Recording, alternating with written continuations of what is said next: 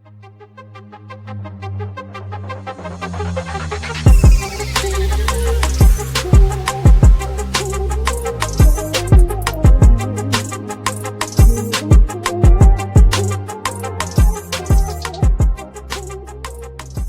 everybody, welcome back to another episode of Making It with the Millionaires. So in today's episode, we are in the month of November. This is a month where people are genuinely grateful for the things that they have. Mm-hmm. And one of the things that we're super grateful for is this house. Okay?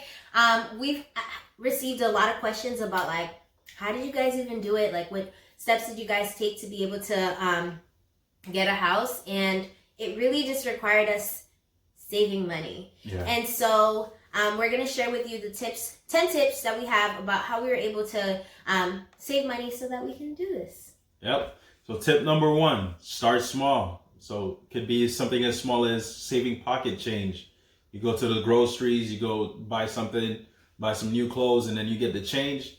You just go back home, put it in the saving jars. Yep. Like this will get you in the mindset of starting to save, especially if you feel like it's such a hard task to do, because I know for me myself, like I was just like saving, dang, I got to take a whole lot of my paycheck to save. But when you start small, then you start to kind of get in the habit of saving. So that's tip number 1. All right. Tip number 2. So one of the things that I do is distribute my paycheck. Okay. So distribute your paycheck. So I'm a little aggressive with saving. I love saving. I like seeing how it adds up over time. So like what he was saying, start small, but gradually build over time. So with me, something that I do constantly, like with my main job. So like, as many of you guys know, I teach full time. And so what I do with my paycheck is that I split it up 70-30. 70% goes into my savings, and I actually try and live based off of 30% of my paycheck. And so I try and do everything with that. And I dip into my savings when I need to, but I mainly try and like budget off of what the 30% is, because I try and limit my spending anyways. But yeah, I try and super limit it to the 30%. But also giving 10%, because first and foremost, my 10% goes to God, because he's good and, he provided me with everything. So I kind of truly try and live off of 20%. TBH. Mm-hmm. Well, to go off, speaking of 10%, I know for me, 10% was what I started with to start saving. So I didn't really start with just saving changes, but I started with 10% of my check. So I could start getting into the habit, and like she was saying, start to increase that. When you see you getting into the groove, and then it's like you're not having a negative feeling about it, then you can definitely increase it, and then you'll feel way better about it. Start at 70 like I did. Yeah, she's very aggressive with it. All right, tip number 3: track your expenses. This was very key for me because I didn't know where my money was going at all. Every week I'm just like, why don't I have money? Like, why am I always broke? I was always buying things, but when I needed money for like things I should have prioritized, like I never had it. Like paying rent, it was just like, dang, it was always the last minute.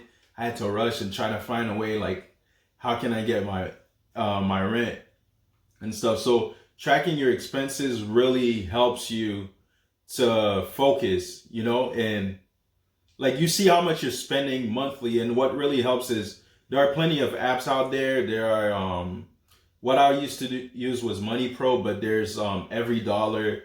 There's a whole lot of different savings app to track your expenses. And so when you see how much you're spending a month, then you're like, dang, that number is a lot. And like, I'm not even making that much, So when you really see how much money is going off monthly, then you could definitely, cut from, spending too much, if you really need to. All right, tip number 4. Okay, so have a side bank. So when I was young, when I was in high school, I decided to open up a a bank account at a local credit union. I started with literally only $25. Thank you to Girls Inc. that encouraged me to do that. Did not take a debit card for that bank. Like, I physically have to go into that bank to access that money, which I like. And I know that, like, when I feel like I have a surplus of money, like when I feel like I'm doing well, I'm just like, okay, I'm gonna take this amount of money and just go put it over there where I don't have access to seeing that money and letting it grow there in the bank. Like, it's just building over time, and I'm making like a couple pennies every couple of months. But like, even though it's little, like, it's still making money just by sitting there, and I'm not touching it. And like, over time, like, I just add a little bit to it and I don't touch it. I don't even see it. I only get like the mail things that tells me like the statement. Yeah, the statements. So that has been super helpful to help me save money, because like, I don't see it. Like, it's not like, I know that it's there if I ever need that cushion money, but it's just sitting there. All right, tip number 5: make sacrifices. Plan saving months or periods of time. Sprint. So when did we do it? We did a sprint. September 2019. Yeah, September 2019. Well, I don't remember the month. I remember it. Or the year. It was, but yeah. Now I remember it clearly. Like, we decided that together for the month of September, we weren't going to spend any money on anything unnecessary. Yep. The only thing that we spent money for was for our friend Carl. That's our boy right there, our best man. He had to be born in birthday. September, you know. His birthday, we went out to dinner, and that was the one thing that we did that entire month. That was just for fun. Yeah. And that was something I learned. I picked up from a book. You Need a Budget, right? It was saying, like, you know, cut back on eating out too much and really just... That was our trap. So it was like fasting, basically. If you've ever fasted from eating or fasted from, you know, cell phone and try to focus your efforts on something else, it was basically that. We basically from spending money. Yeah, we fasted from spending money from things we didn't need. So we were only spending money on gas, and that was pretty much it. I don't know what else. Yeah, I was living at home. Yeah. So I think we did that for 2 months. We did that for... Yeah. And I probably did it a little longer. I think I started before. All that money that we would have spent on, like, going to eat out or getting a snack or lots of food. A lot of... Or buying, like, nail polish. I like to buy nail polish at times. Like... Or buying random things that I feel like I'm gonna need. Like, sometimes I go to the dollar store and I'm just like, ooh, it's $1. Buying a bunch of cheap stuff that I don't need. So like, that month I really had to cut down on that and like literally not buy any of that stuff. But the point of not spending all that money was so that we can put it away. So all that money that we would have spent on something directly went to our savings. And it's amazing, because imagine you set yourself for a goal to save $100 per month, and then, you know, now you're doing a sprint. And now you're cutting back from impulse buyings or anything unnecessary. Now you realize, like, you could save like up to 200, 300, whatever it may be, whatever your spending habit was that you needed to cut back from. That was very, especially if you guys shop on Amazon. I know a lot of you guys be on Amazon just clicking add cart, add to cart. Like, yeah, you'll realize how much more you'll be saving when you really cut from a lot of these things. All right, so tip number 6, multiple sources of income. That's actually funny, because 6 is the amount of jobs that I had in this past year. Just trying to make sure to save up as much as I can. So like, I was working full-time as a teacher. I was working at Sally Beauty Supply. I was tutoring. I was working at David's Bridal. I was... what are the other ones? I'm losing track. Pop by Penny. Had Pop by Penny, which is my balloon business. Dance studio, yeah. Yeah, the dance studio. I loved working there. Yeah, like, I was doing the most, but it was all because, like, I streamed where all those income would go to. So, like, that second bank account that I had opened, that credit union, like, my I had specific paychecks going straight to there. So like I wouldn't see that money, but I knew it was going there, and I would see that statement at the end of the month. So like it wasn't like it was coming straight to my checkings. And then I still had like specific things going straight to my checkings. I had specific things going straight to a card for me to use for Pop by Penny, so that like I was keeping my expenses for my business apart from my personal expenses. So just being organized, I would say, really is like an additional tip to having multiple sources of income. Because if you spread it out and you're just like, okay, here's all the money I'm making, this is what's going to go to this, that really helps. And that's something I need to pick up for myself, to be more organized like that. Because me myself also, like I run a second business or whatever. I don't know how many I run. I run stuff, but I do art on the side, and you know that really helps, because now you're able to increase like how much you can save, because now you know you can survive off one job. Now that you have a second one, it's like, all right, I don't need to, like she's saying, like you don't need to pick from this side job. You can just dedicate everything from this side job to your savings, and then keep living off, you know, your main job or whatever it is that you do, you know? Yeah. Tip number 7, cooking and meal prepping. So that's a big key right there, because especially if you love to go out and eat. So I feel like going to Applebee's. Yeah. He's always at Applebee's spending like $60, $70. Yup.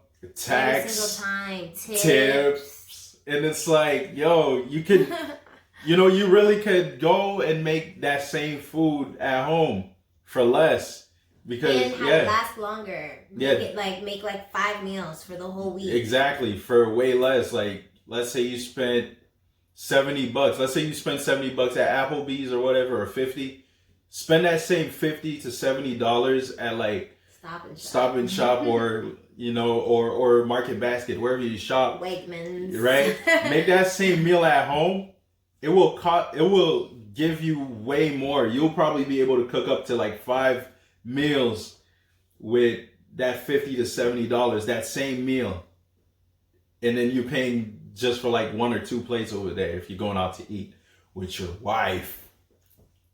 What? Yeah, but to add on to that, like making sure to like be prepared. Like when you're leaving your house, if you know you're gonna get hungry, like bring a snack with you. Like a lot of money gets spent like when you're just hungry, when you're out. Like they purposely put those foods, like those snack foods, close to the register for you to buy them like impulsively. And like even though those are like little expensive, like you spend an extra $1 on a Snicker bar, or like you buy like a bag of chips, like those little snacks add up over time. So like being prepared before you leave the house, like, you know, maybe buying a big box of granola bars. Grab a granola bar as you're leaving, so that you don't have to buy an extra bag of chips while you're out. So that's something we've been avoiding. Like ever since getting married, we've only eaten out once. Yeah. Because we're just like being super aware of like how much money we're spending on food and how prepared we are when leaving. Like if we know we're gonna be hungry, we try and take something with us so that we don't have to buy stuff because we're hungry. Like we've not had any fast food in over 6 weeks. And a lot of times, like I feel like people eat out of boredom. Like I know me, like I don't get bored easily, but I feel like there's times I'm just eating just to eat, but I'm not really hungry. So like really bringing snacks with you throughout the days. It doesn't even have to be one snack. You could just have a bunch of like, you could have fruit snacks, chips, healthy snacks, carrots, broccoli. Yeah, exactly. Just bring those, especially if you're a woman. You carry a purse. Hungry, yeah, you carry purses. You carry your backpacks. Like make sure you pack for the day, because you're gonna get hungry and you're gonna get bored and you're gonna want to eat. All right. So tip number 8.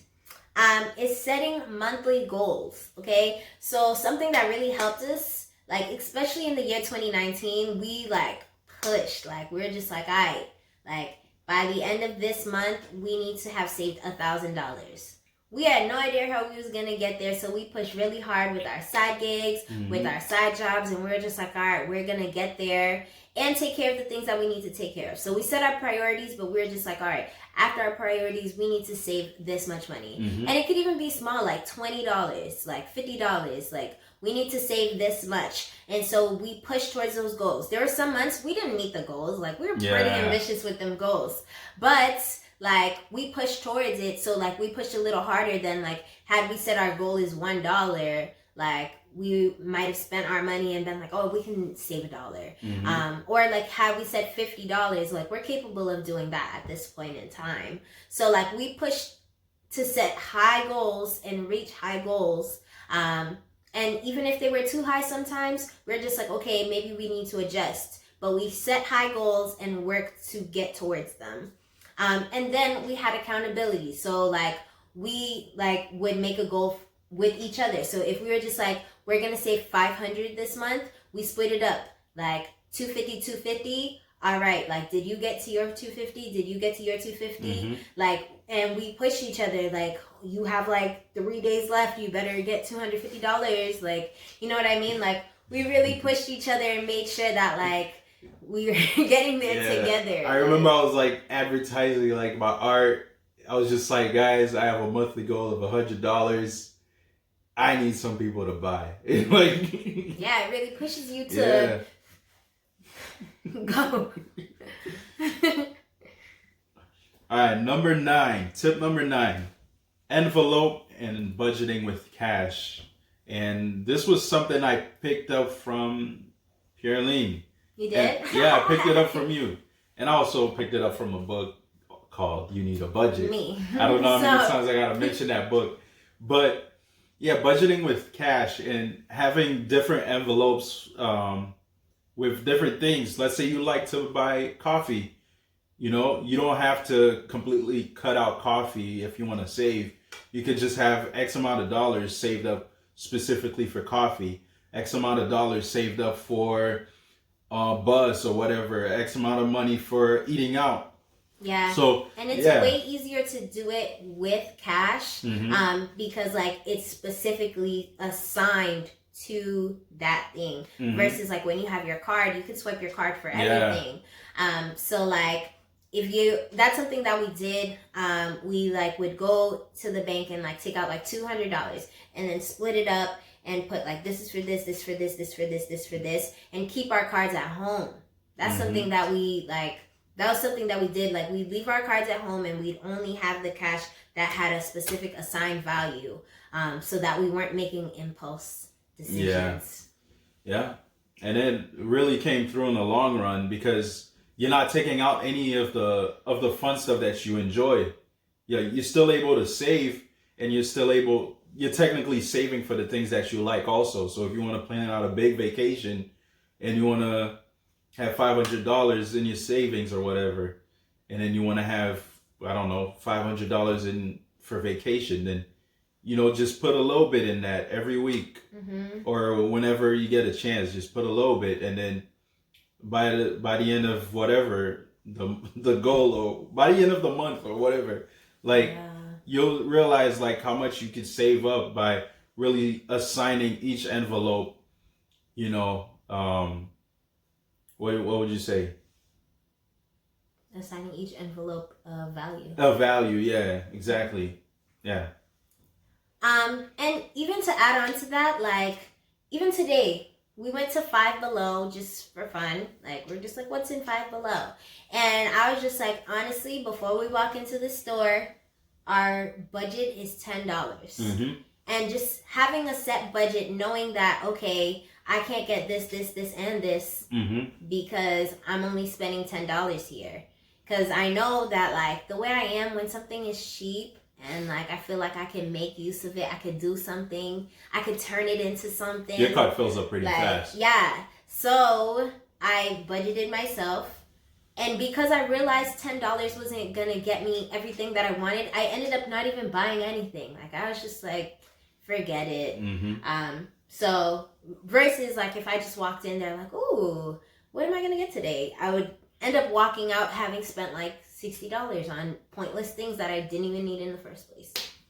And lastly, my last tip for you guys is to start early. Okay, I teach high schoolers, and I'm telling them all, like, start saving. Okay, like, it really makes the biggest difference. Even if you're just putting a little bit, like, just start saving little by little. Like, put it aside, like, because it adds up. Like, yeah. I wish I had your mindset. I wish I started early. Yeah. But honestly, I didn't do too bad. Even though for somebody who started a little later, like, I didn't do too bad. But you did good. I could have done way better. I pushed him. if I started early, like, you know, high school, when I got my first job, if I started early, like, and I had a certain mindset and, like, understood money, that's another thing. That's a bonus tip right here.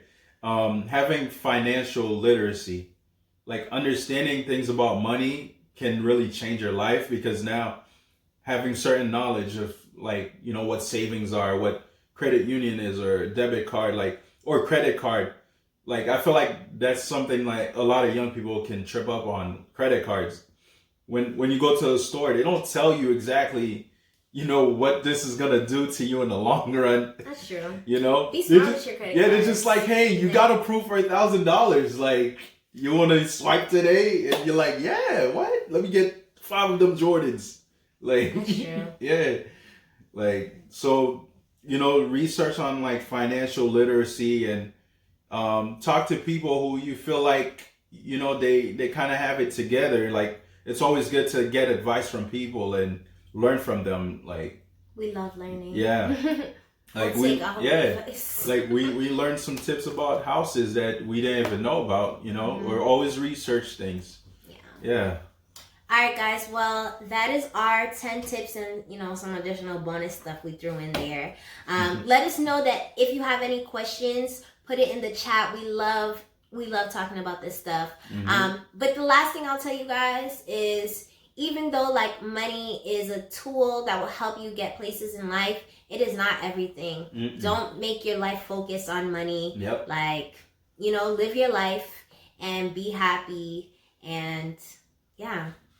All right. That's a good tip. Thank you. I think that's a really good tip. Oh, thank you, baby. So supportive. Yeah. All right, guys. Well, that is us. This is Making It with the Millionaires.